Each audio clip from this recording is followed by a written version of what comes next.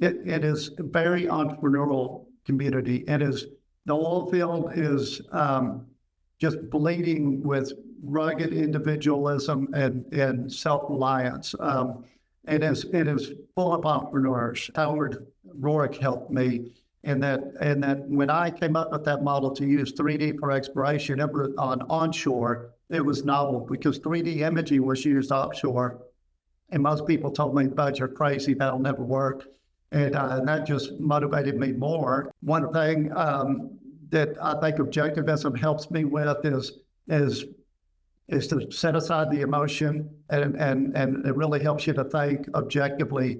And of course, in difficult situations, you really learn a lot about people. I have no desire to be in politics, and I think most people have their head down and want to create value and just want to be left alone to do that. I did not want to testify in front of that committee, but I felt like I had to do it. And so that's the only reason I get involved in these things, because we've got to step up. If man wants to live on earth and to live as a human being, his highest moral purpose is the achievement of his own happiness.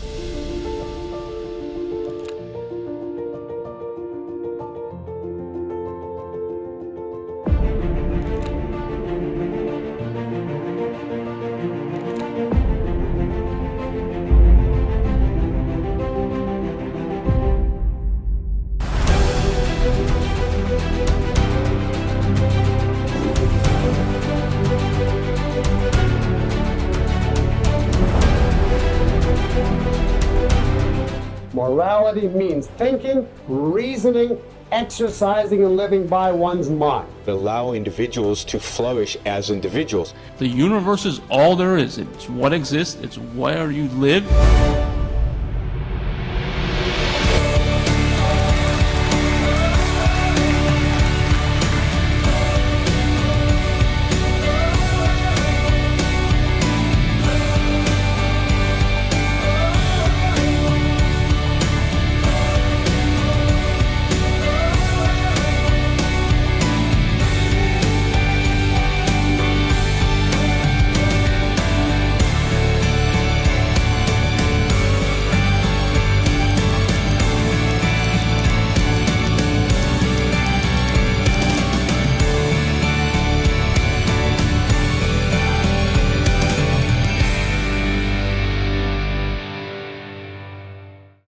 While many corporations embrace diversity, equity, and inclusion statements, our guest today, Bud Brigham, wrote a statement for one of his companies to express the values that shape their hiring. And I'm going to quote, "To plainly state our employment values, we hire 100% based on merit and seek individuals who further our mission." While many corporations avoid talking about capitalism, Mr. Brigham's statement and his other public statements are not at all shy or coy about the value of capitalism. Let me quote you a statement from one of his public statements. Quote, "There is no better empirical validation of property rights and capitalism than the unprecedented prosperity of the United States." Bud Brigham has more than 30 years of entrepreneurial experience operating businesses in the energy space, and I'm really excited to have him today as our guest. He has started 7 companies. 3 of them have had successful initial public offerings. 3 have been sold, and the proceeds are extraordinary. And we'll talk more about that as we get into the conversation. Welcome to this ARI member roundtable for January 2025. My name is Elan Journo. It's a pleasure to have you all with us here today. These roundtables are one way in which we acknowledge all of you who are supporters of the Ayn Rand Institute, who make possible our work of bringing Ayn Rand's ideas and books to ever larger audiences in the United States, in Canada, and around the world. We are really honored to have you as our supporters, and we appreciate the commitment that you have to our mission to bring these values to new and bigger audiences. Before we bring our guest on to the stage, so to speak, I want to tell you a little bit about today's event. So we will jump into the conversation in just a moment. I want to tell you about two quick updates from the Institute. So we like to bring you into our work and give you previews and advance notice about what's coming up. Some of you may know that February 2nd is Ayn Rand's birthday. It happens to be her 120th birthday if she were alive today. And we wanted to mark that. And in order to do so, we are releasing a newly licensed recording of one of Ayn Rand's last interviews. I think it's her last substantive interview. It's quite in depth. It was conducted by Raymond Newman, and we just recently concluded the licensing for that. We're very proud to bring that forward. So we will have a celebration on February 2nd to release that recording from 1980. And I think you'll all be excited to see that. If you'd like to take part live and join the watch party, you can join through our YouTube channel. And once it's live, you can then catch it at your convenience after the fact. So we hope you'll enjoy that if that's something that you haven't heard before. We are really excited to bring yet more Ayn Rand material through the work of our archives team and our intellectual property team to make this possible for new and larger audiences. One more update before we get into our conversation today. A new book. Dr. Leonard Peikoff's lecture, many of you may be familiar with it, and if you're not, I encourage you to listen to the lecture. But now you have a book that you can consume thanks to the work of Michael Berliner, who edited these lectures into a book. It's a cohesive presentation. This is, I think, one of the most impactful lectures from Dr. Peikoff that I experienced many years ago. It speaks to the way in which you can take objectivist ideas and principles and turn them into your operating system for thinking and being more effective as a thinker and someone who tries to live by rational values. I think it's really powerful. I'm excited for us to be able to be the publishers of this new work. I put the link on the slide. You can find it on Amazon. The Kindle and paperback editions are available right now. The official publication date will be Tuesday, the 4th of February, but we wanted you to know in advance of our public statement on that. That is all I have by way of updates and new exciting information from the Institute. Let us bring on our guest, Bud Brigham. Good afternoon, Bud. It is my honor to host you at this roundtable. Thanks for making the time. Great to be here. Thank you for having me. Well, there's so many things I want to talk about. I mentioned to you just before we went live, there's something new that I heard about one of your companies. I want to make sure we talk about that, the technological side of your business. And I thought a good place to start is to give people just a snapshot of where you are in your career and then sort of back into it and just get a sense of how did you get here, the impact of Ayn Rand's ideas on you. And I can see in the background, I recognize those as the artwork from the covers of Fountainhead and Atlas Shrugged. Let me ask you this. So I think I'm going to get this. Let me see if I get this exactly right. So 7 companies that you founded, and currently you are executive chairman of 3 private energy companies. I don't know why you and on top of that, you are also the head, you're leading Atlas Energy Solutions, which went public in 2023. So that's a lot to have just on your plate right now. I think a lot of people, let me put it to you this way, a lot of people who've been as successful as you are might just then go and play golf with the rest of their life. This is, but you are not like that. It sounds like you love the work that you're doing. And what drives you to do more? And it doesn't sound like you're anywhere near stopping. Well, maybe if I was a better golfer, I might enjoy it, but I thoroughly enjoy what I'm doing. And as evidenced by, my office here at home, Ayn had a major influence on me and basically inspired me. I love to build. And so, the 4 companies currently under our platform, one of which is public, as you said, 3 that are private. I'm executive chairman. And so I'm just in a great spot where I can build, where I can be a creator, and where I can nurture a lot of the great people that work with us and help us innovate and create and build. So I'm doing what I love to do, but I do get out and I have some hobbies. I play tennis and like to hike and things like that. Well, so I'm curious, I believe you grew up in Texas. Was there first of all, where in Texas? And was there anything in your background, your childhood upbringing that was a spur or an encouragement to become an entrepreneur? Because it's an extraordinary path you've taken. Well, thank you. I did grow up in Midland, which is in the center of the oil patch, and I don't know if anybody on is watching Landman, but Landman is centered around Midland and Odessa, the middle of the Permian Basin, which is the premier producing basin in the country and one of the best basins in the world. And I grew up in a family of six of us. I'm the oldest of six kids.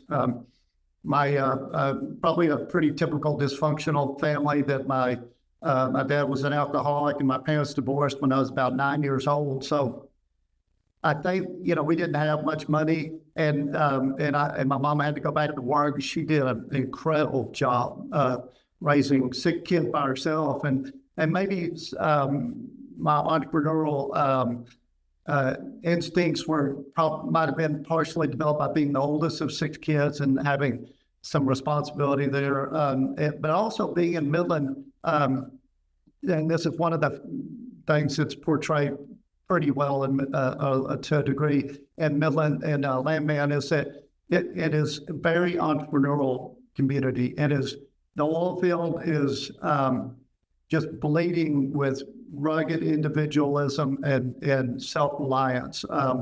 It is full of entrepreneurs. And so in a way, that was a real blessing growing up in Midland. And though I didn't have a father, my dad wasn't around much, I at least had these models, these bigger than life old men who were, finding oil fields and building fortunes. And so that was inspiring to me. And then I went to UT and one comment up, I was in a way a little like our friend Alex Epstein, and that I initially bought into the tripe that the oil and gas business was going the way of the dinosaurs, and so initially I was a business major, but over time I became I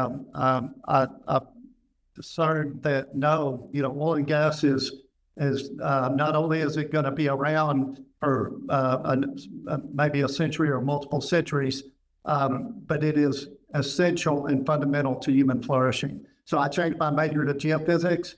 I figured out pretty quickly I had the desire to be an entrepreneur. I wanted to build, and then later that was really when I read the Fountainhead and Atlas Shrugged and others.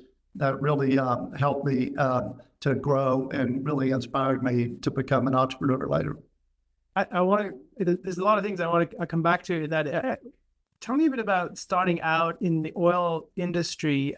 And I believe this is around 1990 you got into the field. And that since the sort of 90s, since then to today, there have been a lot of upheavals, both economic and technological. Some of them I know your companies have really harnessed. And tell us a bit about what the economy was like. What was the price of oil? What was the opportunity like? Yeah, in the 80s, oil prices were very low. And, the Saudis had dominant market share and it was oversupplied. And so companies were going bankrupt left and right. It was really tough. And a lot of people moved out of the oil business. A lot of friends did. I was fortunate. My first job with a geophysics degree was with Western Geophysical doing seismic data processing, but I knew I wanted to get in exploration where I could be more entrepreneurial. And I got on with one of the hunt companies, Caroline Hunt's company, Rosewood. And my wife became a geologist with another hunt company and then went back to law school. But so there, we were fortunate, during the 80s, it was ironic watching Michael Dell started Dell Computers and watching the PCs come, and technology was moving pretty rapidly. But the oil and gas business was not applying the technology. And so that was the essence of my business model, was to leverage technology to find oil and gas. And we had success at my Rosewood Resources. And so I began developing the business plan, and we launched in 1990 on $30,000 So very undercapitalized, obviously, but my wife was an oil and gas attorney at the time, and she could pay the bills. And so the early technology was 3D imaging of the subsurface, which was right up my alley as a geophysicist. And we were pioneers for 3D exploration. This is a kind of an example of how Howard Rourke helped me in that when I came up with that model to use 3D for exploration on onshore, it was novel because 3D imaging was used offshore. And most people told me, "Bud, you're crazy, that'll never work."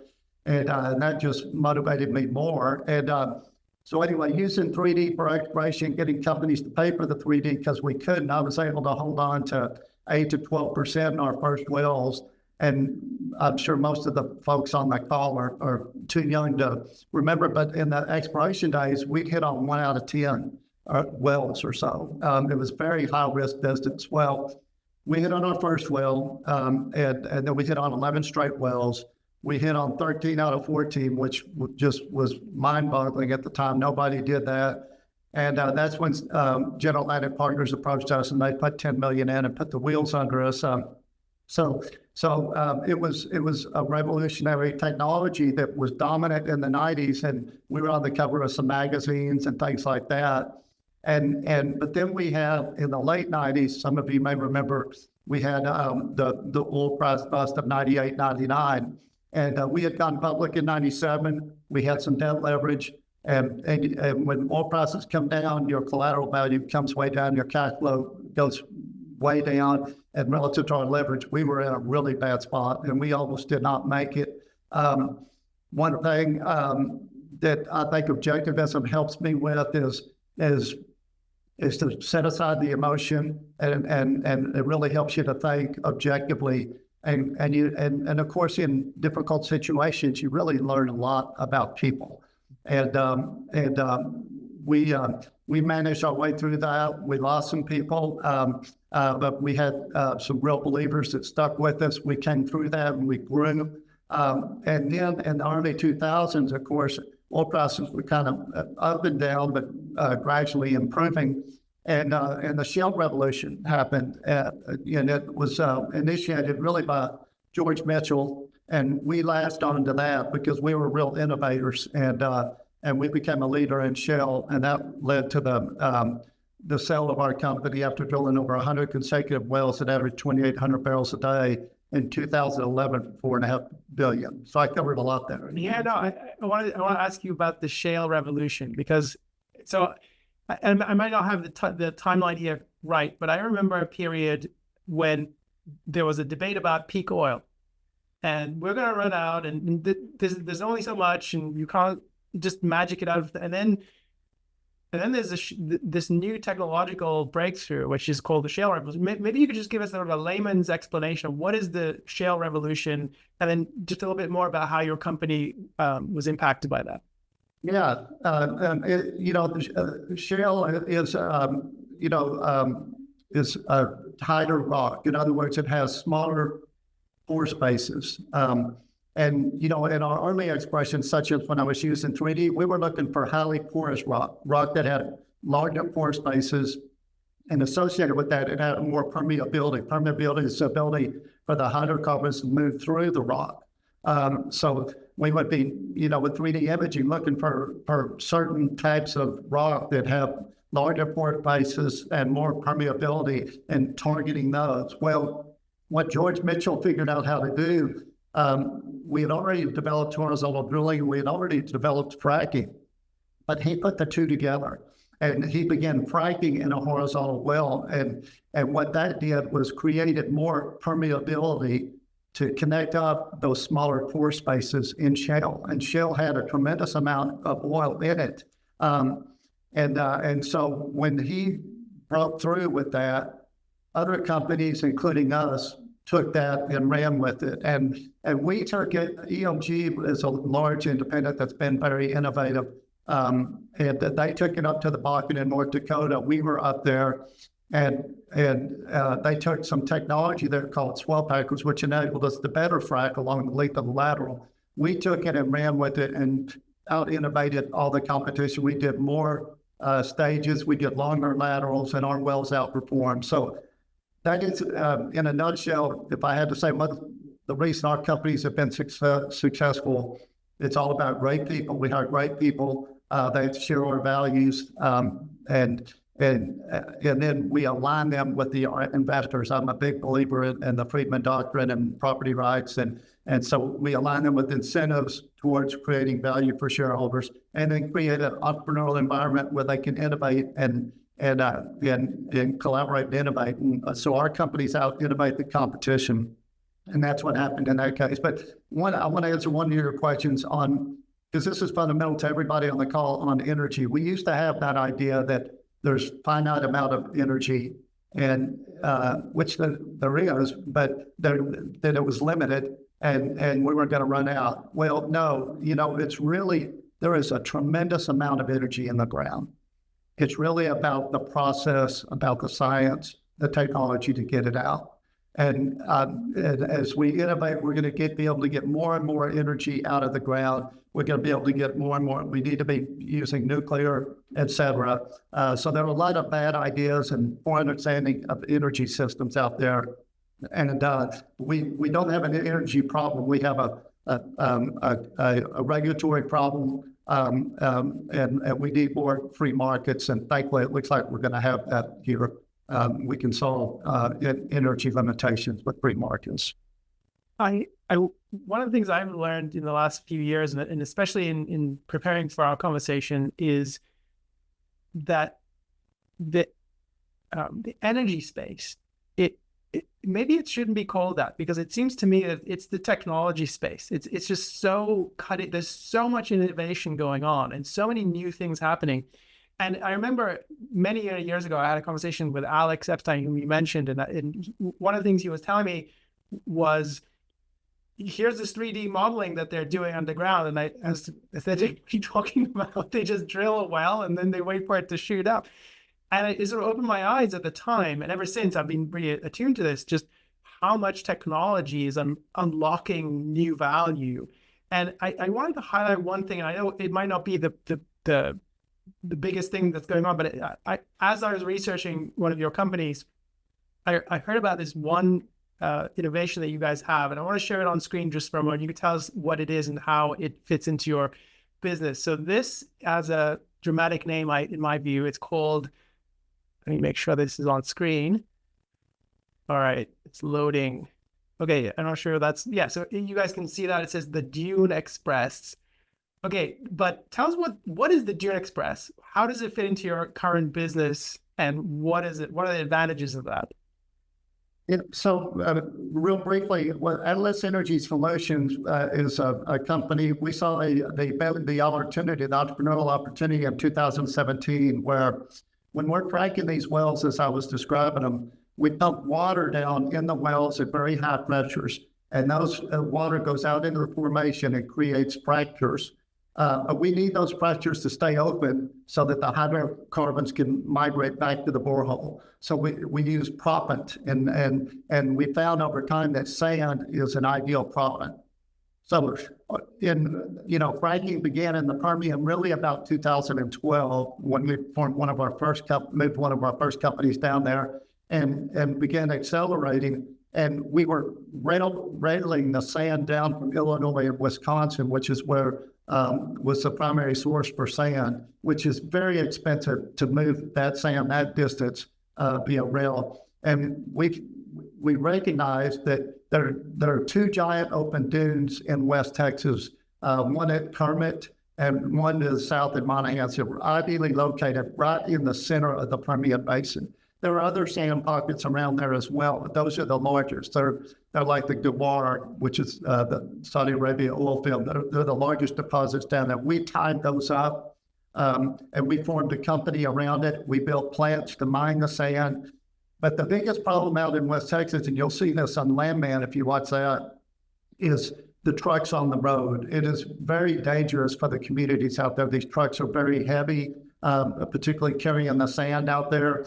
And so it's number one in traffic fatalities per capita out in West Texas. So, as an operator, we're always thinking about how do we drive efficiency, and associated with that, how do we make the communities and the roads safer? Well, whether it was oil, gas, water, and now sand, we want to get the trucks off the road. So we came up with the idea to build a conveyor. And initially it was, well, are we going to slurry it? Are we going to helicopter it?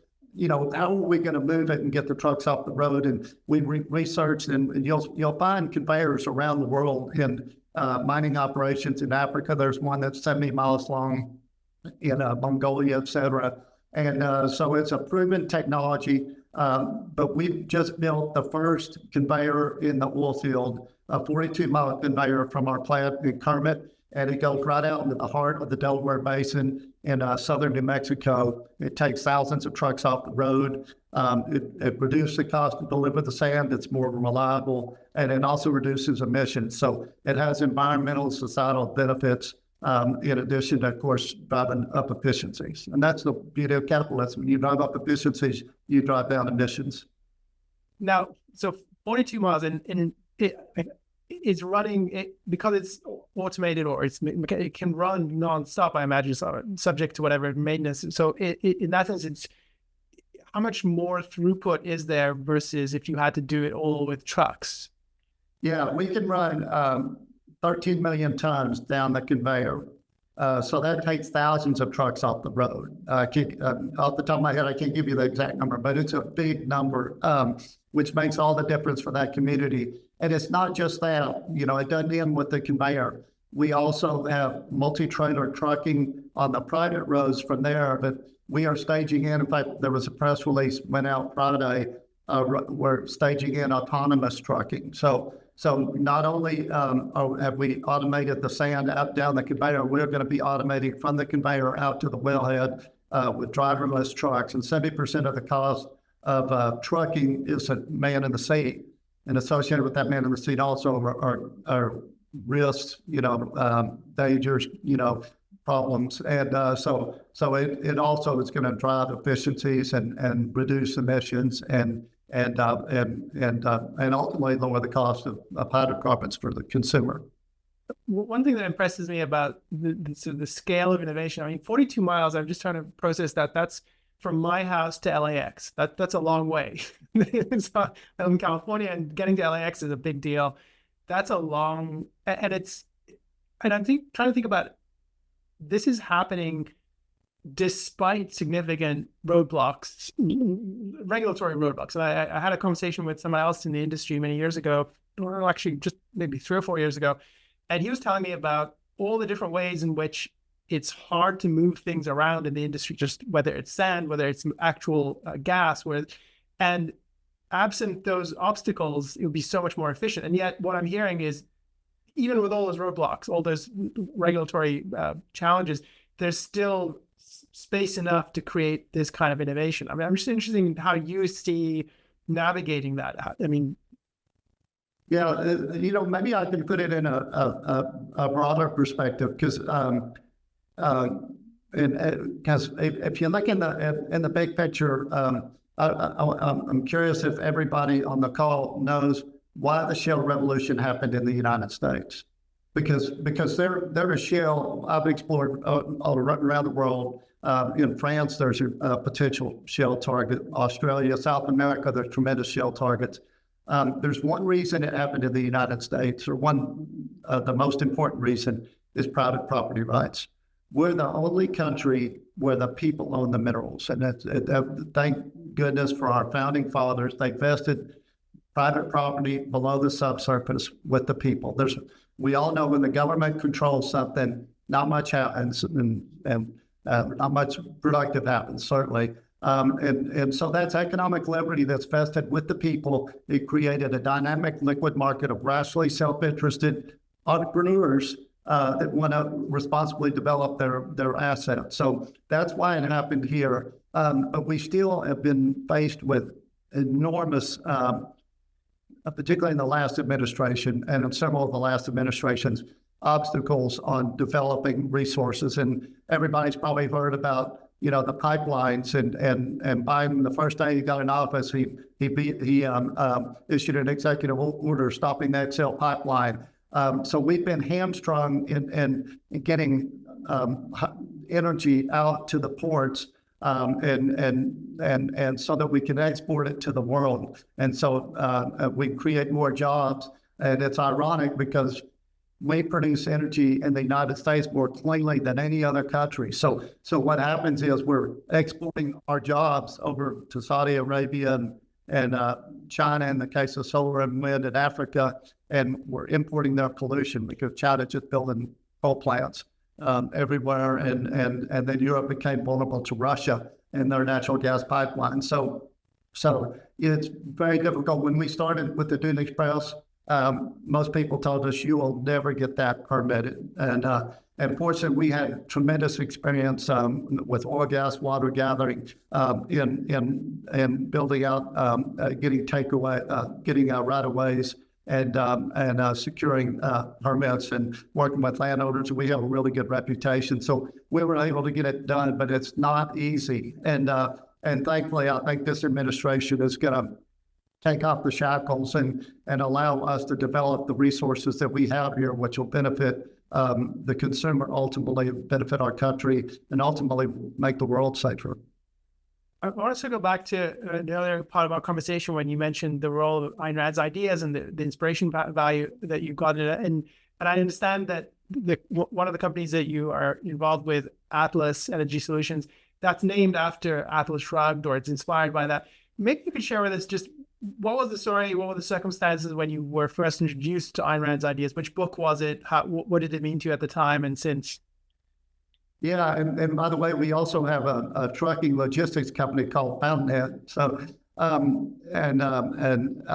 well, I was probably 25 when I was out of college and starting my career. And when my mother said, "Bud, you ought to read The Fountainhead and Atlas Shrugged," and I do remember in Midland in the late 70s and early 80s, there were a lot of "Who is John Galt" stickers in Midland, and Midland's that kind of town where Ayn, I think, really appealed to the Midlanders, and so I started reading The Fountainhead, and then it was just like, wow. And I read it, then I went to Atlas Shrugged, then I read everything Ayn wrote and listened to her lectures, everything I could get my hand on. So I think Howard Rourke and The Fountainhead really inspired me personally. You know, as someone who maybe had entrepreneurial instincts, but was very insecure at the time, and really to put myself out there the way Howard did, based on my principles and what I believe in, and then the Atlas Shrugged really helped me grow philosophically, and so they've had a profound influence on my life, and interestingly, a lot of other people I see that are very successful I often find out that they were influenced heavily by Ayn Rand. And one is our new, hopefully soon, Secretary of Energy, Chris Wright, who is a tremendous person. And he was very much impacted by Ayn and her writing. That's fascinating. I hadn't heard that. I'm going to look into it. That's good news. I wanted to talk about another aspect of what makes you so remarkable and fascinating to me. A few years ago, we invited you to our gala in Austin, and you were on stage with, I'm going to just put this up momentarily. You were on stage with my current colleague, Onkar Ghate, and former colleague, Alex Epstein, who has already come up in our conversation. And this was on the theme of creating new energy champions, of which Alex is, I think, the foremost energy champion. And there was a conversation. This is now available for people to watch on our YouTube channel if they haven't seen it before or weren't there at the time. And this is a sidebar. One of the things you said really resonated with me, and it came up with this conversation. Just this is part of what I think is the motivation for you, that you love to create value and love to build. And I want to tie this into the issue of navigating the world with all the regulations facing your industry. You're motivated by a positive, this desire to create new things, and you've done so much. And yet I think there is a need for additional guidance or thinking about these issues. And I think this is one of the things I heard you say at that gala.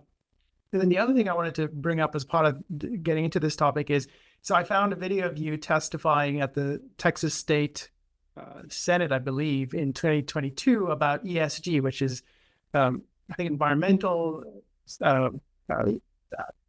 stakeholder in governance. I think that's right. So I forget what the old acronyms mean, but and one of the things that struck me in this is one is just a really powerful statement.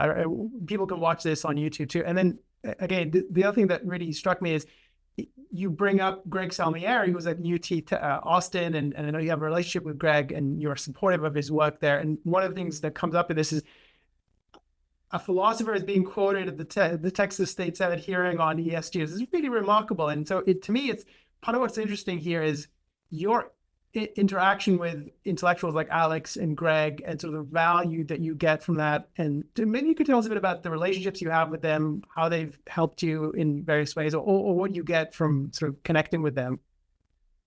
Yeah, I'm not, I think I'm like a lot of entrepreneurs and a lot of people who like to build and create, and that I'm not political by nature.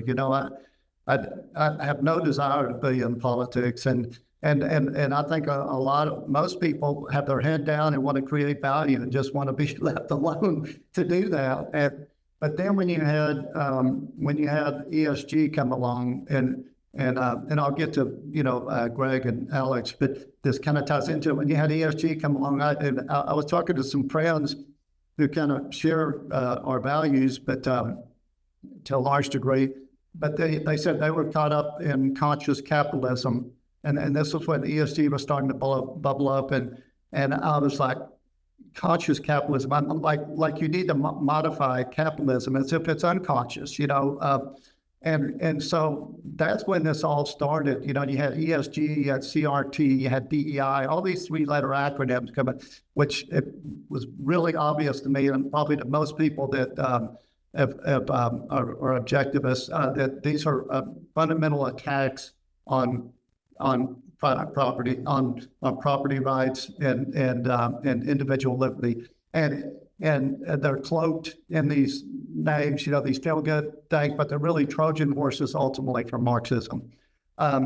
So when you look at, and so I see Greg Salmieri, I see Alex, Elan and ARI as resources and really intellectual leadership, and we need more. I mean, when you look at Alex, what he has done, it's really incredible. Here he grew up as a young man, knew nothing about energy, and initially bought into that oil and gas was bad and that we're polluting the world, etc.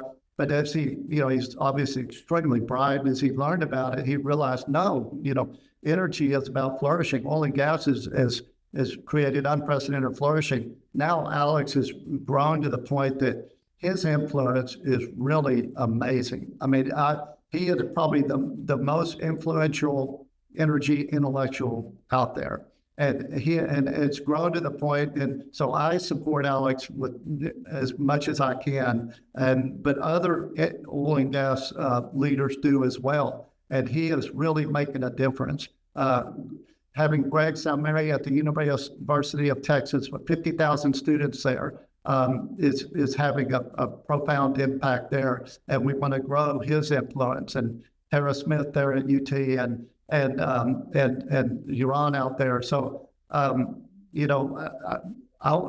really excited about a lot of the work that ARI is doing, because we need more intellectual leaders. I mean, Chris Ryan, as I mentioned, was influenced by it's those kind of leaders that can, positively affect the trajectory of the political realm, which, whether we like it or not, we have to engage in it. And I did not want to testify in front of that committee, but I felt like I had to do it. And so that's the only reason I get involved in these things, because we've got to step up, or as Reagan said, we're one generation away from losing our freedom. And so unfortunately, we have to be engaged.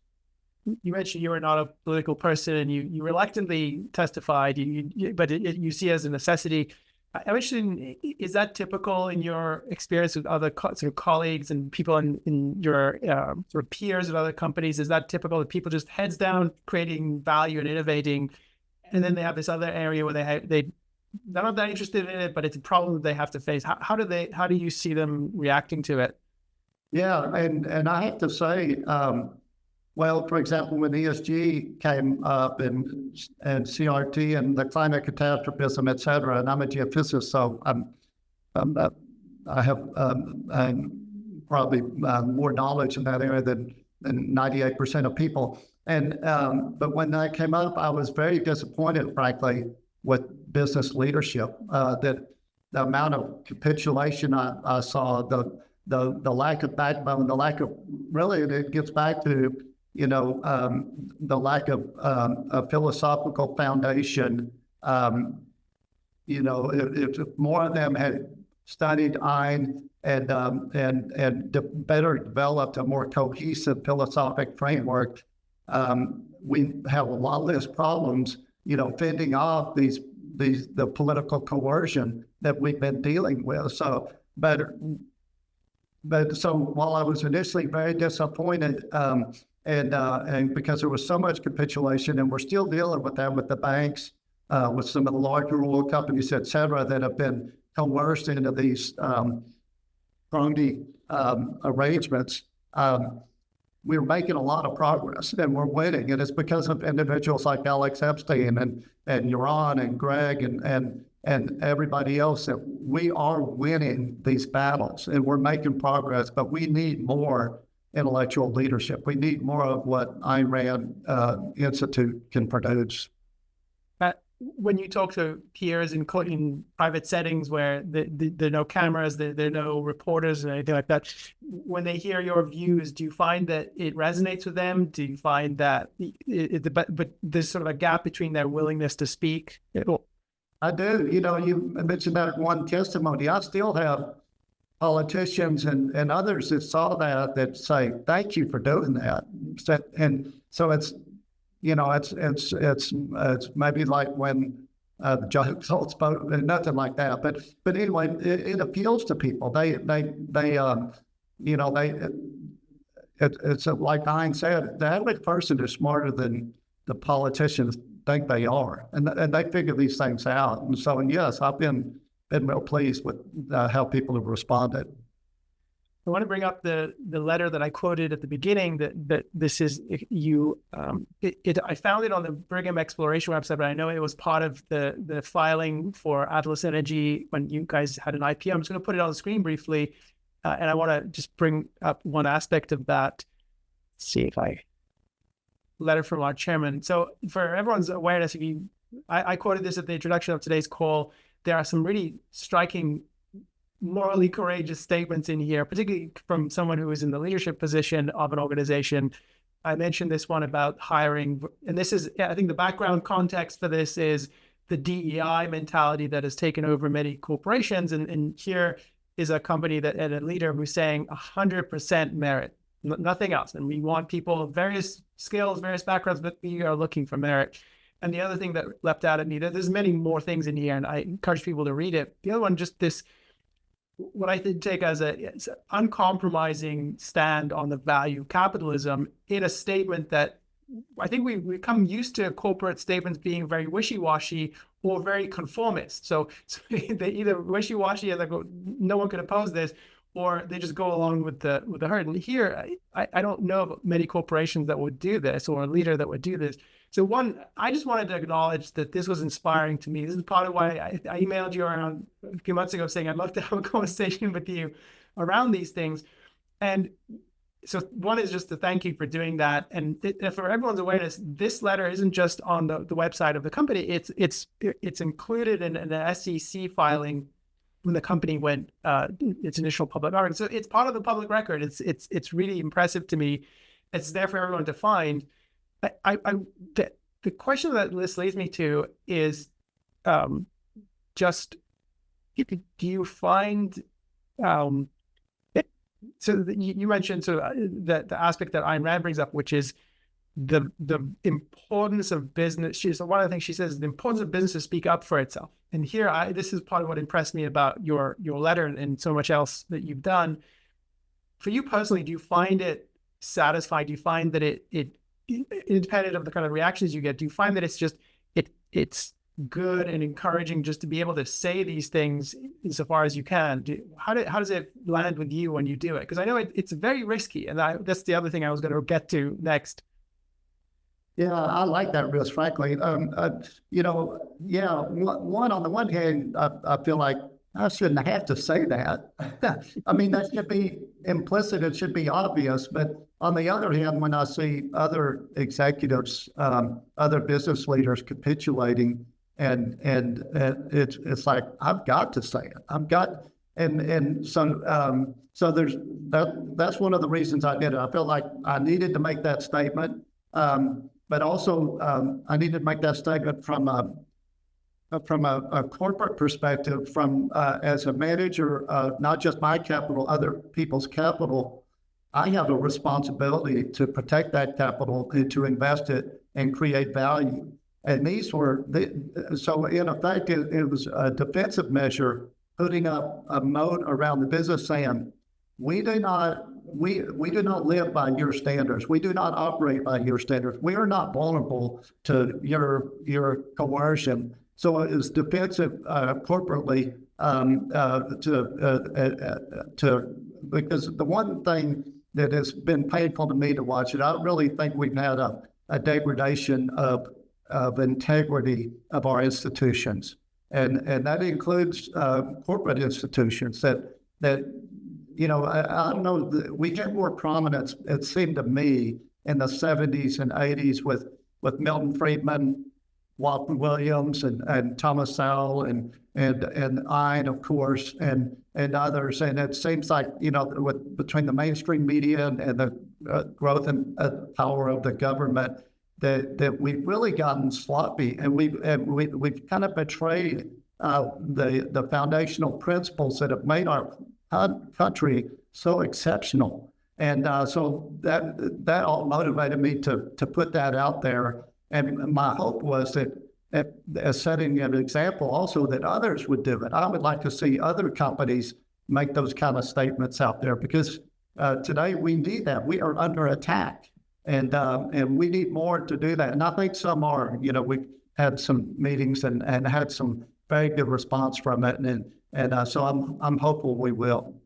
I have two more questions that I want to pose to you, and then we'll turn to the breakout rooms. And I invite everyone who has questions for Bud to join the breakout room, ask your questions. But before I get to my final two questions, and of course, if there are other things you want to share, I'm happy to make room for that. So before I get to that, so one of the things that we have coming up, this is a preview for everyone else. You know about this, Bud, because you were in the room when you discussed this, and and you inspired this, I think, as a concept for us. So we are launching what we're calling the Atlas Circle, which is a new initiative of the Ayn Rand Institute to both encourage and enable business leaders to take a moral stand. So it's the union of business leaders and intellectuals at a systematic approach, and hopefully at scale, and to really empower people like Bud and other leaders who have the courage and want to do it, to help them where they need it, and to give them the kind of intellectual ammunition that Alex does in his space, but across a whole range of domains. So not only in energy, although energy is significant and important for us. So that's the Atlas Circle, and you'll hear from us as an organization about Atlas Circle in the coming days. We have an important announcement coming. One of our first steps. So I'm pleased to be able to share that. I got the clearance to do that from our CEO just a few minutes ago. So I'm glad to be able to do that here for you guys. Okay, so the Atlas Circle is really exciting. We'll come back to that. We'll probably do a roundtable around it. But before we turn to breakouts, I have two questions for you, Bud. One is more on the business side. One is more on the navigating the cultural political landscape. On that one, if a CEO came to you privately of a company in your space and said, Bud, I really admire the letter you did, and I saw the testimony, and I really respect what you do. I don't know how to navigate this risk. I'm really worried about what will happen to me as a business leader, and it's a real risk. And so maybe there's more context you would need, but what would your sort of reaction to that be? What guidance would you offer him or her as someone who wants to take the kind of action that you've already taken? Any thoughts in that direction? Well, I mean, I do know it's hard because, when I'm fortunate. Obviously, it's easier if you achieve some things, you've created some wealth, and that gives you, a little more, makes you a little bolder. It's easier to be bolder. But really, I would say to them, look, your integrity is all you have. If you don't stand on principle, you're going to go to your deathbed and you're going to regret it the rest of your life. You've got to stand on principle. You've got to stand up for what you believe in. I have wrestled with, and I've had discussions with Alex on this. As a manager, you have a core responsibility to your shareholders to create value. And unfortunately, that can mean at times there are government grants or subsidies or whatever, like Elan had, and as given your fiduciary obligation to the shareholders to create value, it's there. You have to take it. You have to be practical. You have to honor the responsibility you have to the shareholders. But I separate that from. But we recognize that is not sustainable. That kind of coercion and that kind of distortion of free markets is value destructive over time. And we've seen that in energy with the CO2 and the biases against oil and gas. And how destructive that is. It means less value creation, less economic growth, ultimately less jobs and other problems. So it's not sustainable. So on the one hand, as a business leader, sure, you've got to take care of your shareholders and take the money. On the other hand, as an individual and advocating on principle, as I do as a business leader, say this is wrong, this is bad. I've got to advocate for a better regulatory, a better policy from government on this, and that's what I do. So it's easier for me. I've achieved some success, and so I can be out there bold. But I like to think that I'm really confident that in the 80s and 90s, before I'd done it, I was very inspired by Ayn, and that I would have acted the same way. So I find that really inspiring personally. So I before I let you go and move to the roundtables again, I'm really glad that we had this conversation. I have one last question. Some of the people in our audience today and people who hopefully will watch this beyond today are themselves entrepreneurs, or they're students planning to get into business and start do various kinds of startups. And the community around ARI is, I think, unusually dense with people who are entrepreneurial, who are in startups of all kinds of things. And what advice would you give to someone starting out? If you think back to yourself, what are some of the business lessons that you would want to impart to somebody if they came to you and said, could I have 20 minutes of mentoring about where do I go? What are pitfalls? What are things to really focus on as a business founder? Well, I mean, the keys to my success have been, one, you need a good business idea. You need a niche, so some dysfunction in the market, some opportunity that creates an arbitrage for value creation. So look for that. You got to build a business plan around it and be smart about that. And then you've got to prepare for it. And then it's all about people and putting yourself out there. But you've got to put yourself out there, and you've got to be willing to go for it. And like Howard did, and just believe in what you're doing. And you odds are you're going to fail. Most businesses fail, but you learn more from the failure than you do from the success. And we had some failures, and we almost lost our company at one point in time, but that made us better. But also, I'll add one more thing. Mentorship. Find somebody that can help you, that can be a mentor. I benefited from one particular mentor, a gentleman named Harold Carter, that became like a father figure for me, and he helped me a lot. Finding mentors is very important. And then the last thing, I do think having a principled foundation philosophical foundation has been a huge advantage for me because there are going to be times of stress and when things get very difficult and you have to be clear-headed, you have to be able to set aside the emotion and be very objective in your reasoning and your judgment and your actions. And so that's been an advantage for me as an objectivist competing in the business world. That's wonderful. Thanks for sharing that, because I'm sure that there's a lot of people who would line up and pay a lot of money to hear your advice on and hear about the secrets of your success. Thank you for being with us today. I'd love to now transition us all to the breakout rooms, and Bud has agreed to join. We will break up. I think we'll have a room with Bud and one with my colleague Ben Bayer, who's part of our faculty, and one with Matthew Morgan, who's part of our development team.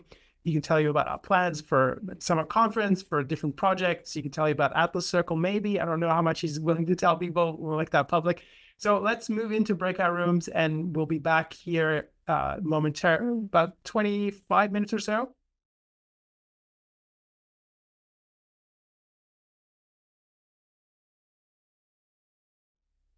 All right, this is, we had a question in the breakout room. What happened to asking the guests about one of their personally resonant quote from Ayn Rand, which is a feature we often have at these roundtables, and I answered that it's coming, here it is. And so for final closing remarks, I'd love to welcome you back on stage, Bud. And the question really is there some passage from Rand's work, fiction or nonfiction, that is just particularly resonant to you or favorite, or that is stuck with you in some way? And we'd love to hear it and your reflections on it. That would be a wonderful experience.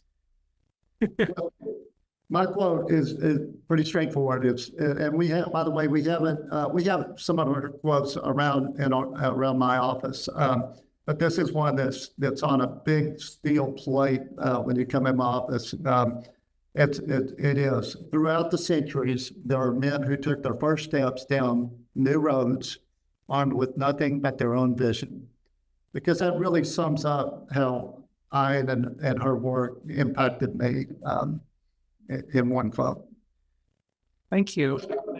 That is from the Fountainhead. For those of you who might not recognize it, it's just, and the words that follow it are now echoing in my mind. It's one of my, it's always resonated with me. And you were asked a question in the breakout room, and this was from Tal, our CEO, about the Ayn Rand Center. And is it okay if I just mention that for everyone? Because it didn't come up in our conversation. And so I'd love to just recognize the fact that for everyone's awareness, you may be aware that we're building a new presence in Austin. It's called the Ayn Rand Center.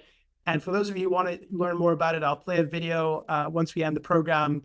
But the reason I'm bringing it up is Bud is one of the prime movers behind that. He's in Austin. He was answering the question about his reaction to this. And I think if I can summarize, but I'd love to hear if you have more to say on this. You're very excited and that it's the concentration of new intellectuals and ARI moving to Austin and building this new presence is a big step forward. So just one, to thank you for your involvement and guidance on that. I know it's a very big project for us and we're thrilled to have you as part of it. Any other thoughts on that before we close? It's my privilege to be involved with the Ayn Rand Institute coming to Austin, and I've enjoyed the discussion today. So thank you all for joining. Hopefully you found it beneficial in some respect. Thank you so much, both for spending your time with us today and for the work and the courageous statements and public presence that you have in this space. It really is inspiring to me. Thank you, everybody who joined us today for this event and for your support of the Institute. We appreciate your financial investment in the work that we do to bring Ayn Rand's ideas to more people. And that, I think, is the fulcrum that we're pushing on, because we believe that Ayn Rand's ideas have the power. They already are influencing the culture. We believe that they have the power to move the culture towards freedom, individualism, and capitalism. And that's what we are working towards every day with your support. So thank you for being here today. Thanks for your support of our mission. And finally, thank you, Bud. And I appreciate your being with us today.